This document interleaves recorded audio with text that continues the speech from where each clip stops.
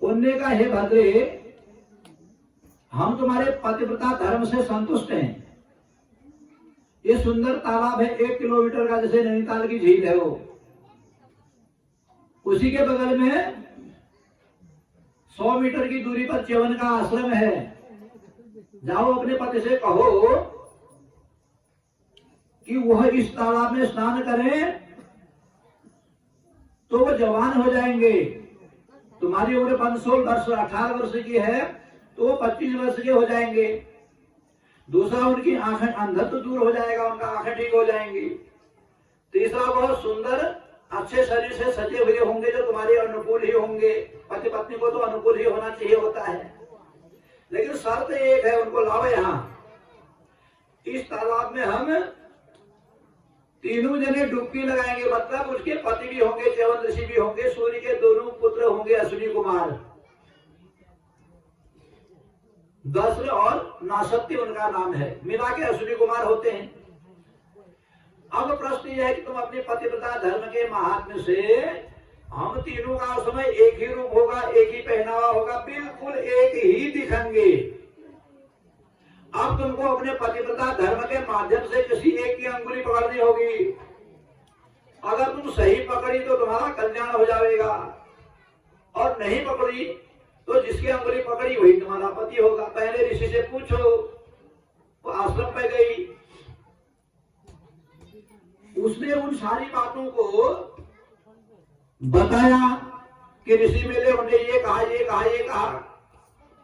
तो भगवान महामृत्युंजय के परम उपासक थे ना, मार्कंडेय महापुराण मृत्युंजय की कथा से ही शुरू होता है, जिस मंत्र के जपने से महर्षि मार्कंडेय ने मृत्यु के ऊपर जय प्राप्त करी। मृत्यु पर जय प्राप्त करने की वजह से इस ग्रंथ का नाम या इस मंत्र का नाम महामृत्युंजय हो गया। तो महर्षि थे तो बहुत चालाक ज्ञानी थे, वो कोई सामान्य थोड़ी थे। उन्होंने कहा, वो उनको हाथ पकड़ करके ले गई, स्वयं किनारे पे बैठ गई।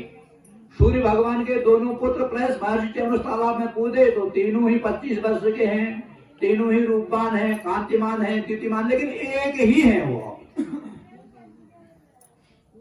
अब उन्होंने, उस कन्या ने निश्चय किया, उसमें किनका ध्यान किया उनने? अनंत कोटि ब्रह्मांड नायिका भगवती शिवा की अंश भूत से जायमान भगवान बागनाथ जी की पत्नी गौरी। जय जय जय गिरिवर राज किशोरी, जय महेश मुख चंद चकोरी, जय गज बदन खटानन माता। तो हे अनंत कोटि की नायिके, हे मणिद्वीपाधिवासी, हे कोकिले, यदि मेरे तन से, मन से, वाणी से, शरीर से अपने पति को पति ही समझा हो, मैं सूर्य को साक्षी करके कहती हूँ, पृथ्वी साक्षी करके कहती हूँ, चंद्रमा, सूर्य और ग्रह नक्षत्र को साक्षी करती हूँ कि अगर महर्षि च्यवन के अलावा पति के रूप में मेरे हृदय में किसी दूसरे की फोटो न आई हो तो मैं अपने पति का ही अंगूठा पकड़ूं। तो भगवती की अनुकंपा से उसने हाथ पकड़ने वाले उस पुरुष में महर्षि च्यवन के दर्शन किए। भगवती ने उनके उस स्वरूप को आगे रख दिया कि यही था च्यवन जिसका तू हाथ पकड़ने वाली है, और पकड़ लिया। अब तो महर्षि च्यवन जवान हो गए, उसके मन के अनुरूप हो गए, सारी स्थितियां बदल गई। उनको आशीर्वाद दे करके सूर्य भगवान के पुत्र तो चल दिए और वो अपने आश्रम में आ गई। अब सुखपूर्वक कुछ दिन बीत गए। अब माँ का दिल होता है कि हमने उस अंधे को उस दिन बेटी दिया, तुम तो तब से गए नहीं, उसकी बिटौली भी नहीं दी, वो मरी है जिंदी है वो भी नहीं किया, कहीं राक्षसों ने उसको खा तो नहीं लिया, कोई राक्षस बलपूर्वक उसका हरण करके तो नहीं उठा ले गया। अपने बेटी को कन्यादान करने के बाद देखा कभी? राजा ने कहा बात तो ठीक कहती है। राजा वहां गए, दूर टीले से देखा तो राजा को बड़ा क्रोध आया। उसने कहा जिसको मैंने दिया था वो तो अंधा था, इतना बूढ़ा था, मरने वाला था, वो उसकी हड्डियां ही हड्डियां थी, मांस तो उसके शरीर में था ही नहीं। आप तो ये जिसके पास बैठी है कोई नवयुवक है, जवान है, सुंदर है, कांतिमान है, इसने तो मेरा कुल धर्म नष्ट कर दिया। अब बेटी समझ गई थी कि पिताजी ने तो मुझे ऐसे अंधे को दिया था, शायद ये संकेत है। वो आवाज लगा के गाते कि हे पिताजी आप आओ, आपका स्वागत है महर्षि च्यवन के आश्रम में। ये तो वही महर्षि च्यवन आपके जवाई है ना, जिनको आपने मुझे कन्यादान करके दिया है। इन्होंने भगवान की कृपा से अपना नया रूप यौवन सब कुछ पा लिया। आप क्यों चिंता करते हो, मैं किसी पर पुरुष के साथ थोड़ी हूं। तो राजा को धैर्य हुआ, राजा वहां पर आए, खुश हो गए, सारी चीजें लड़की के अनुकूल हो गई।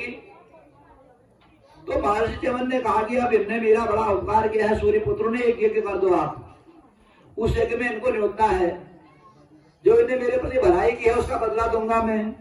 राजा खुशी खुशी घर गए, उन्होंने एक यज्ञ किया।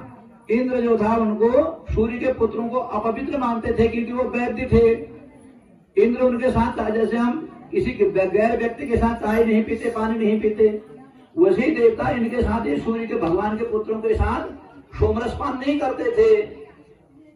तो उन्हें यज्ञ किया, सारे देवताओं को निमंत्रित किया है और सूर्य के पुत्र भी वहां आए, सोमपान बांटा गया, अमृत रस।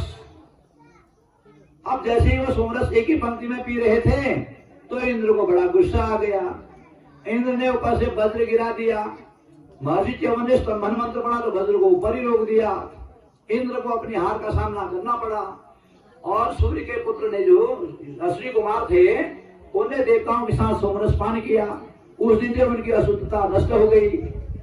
और इधर राजा सरियाती को बड़ा आनंद हुआ, उधर सुकन्या को अपने मन के अनुरूप पति मिल गया, उसकी वृद्धावस्था गई, उसका रोग गया, उसका अंधत्व गया।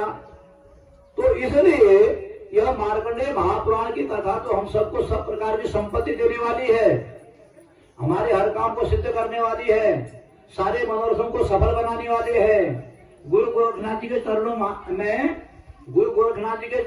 में हमारी भक्ति और प्रीति को बढ़ाने वाली है, भगवती की भक्ति की ओर हमको अग्रसर करने वाली है, भगवान लक्ष्मी नारायण का सानिध्य देने वाली है, सारे विघ्नों को हर लेने वाली है, सारे पाप राशि को काट देने वाली है, पितरों को मुक्ति देने वाली है, ज्ञान का संवर्धन करने वाली है, धर्म अर्थ काम मोक्ष को देने वाली है। इस प्रकार सकल प्रकार के मंगल से परिसंपन्न इस कथा को अगर हमने मार्कंडेय महापुराण की सप्तम दिवस की कथा के रूप में अनुसरण किया तो हम सब लोगों का जन्म सफल हो गया, भगवान की हम पर कृपा बन गई।